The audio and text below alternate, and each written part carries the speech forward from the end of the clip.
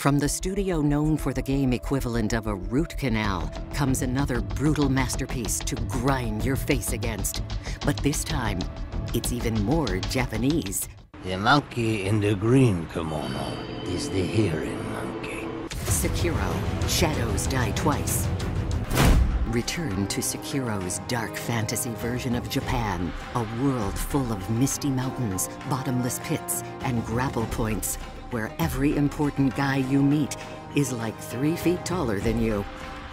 My eyes are down here, big boy.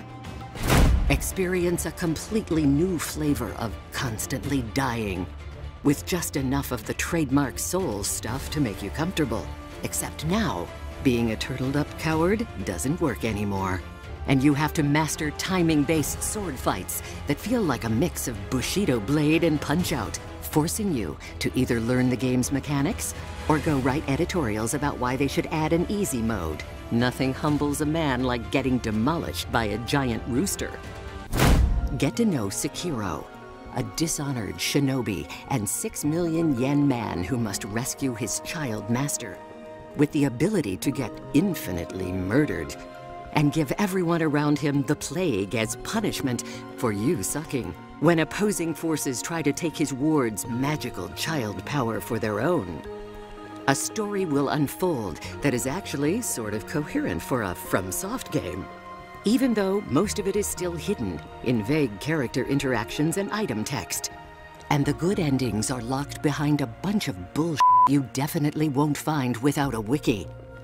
Look, if these games weren't hard and obscure, how else would we gatekeep them on the internet?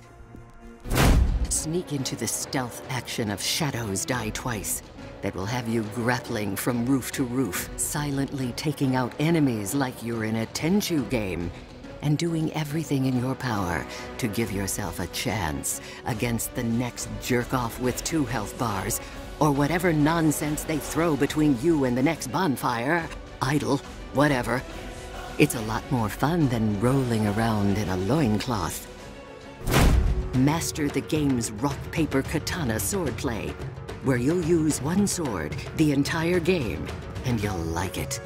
As the action RPG combat is set aside for fights that play more like puzzles, where well-timed parries, dodges, and strikes open your opponent up for instant death blows. Clever use of your arm tools make impossible fights achievable, and your enemies telegraph their unguardable attacks 10 minutes ahead of time that you'll still get hit with for 90% of your health. But you'll keep coming back for that rush of endorphins you've trained your brain to dump when you hit those perfect parries. Because beating a boss in this game feels so much better than having any real accomplishments.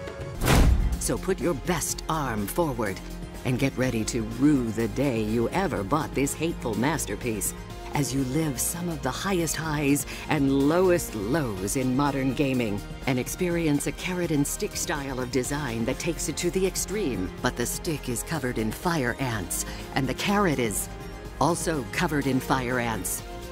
You from software, never change.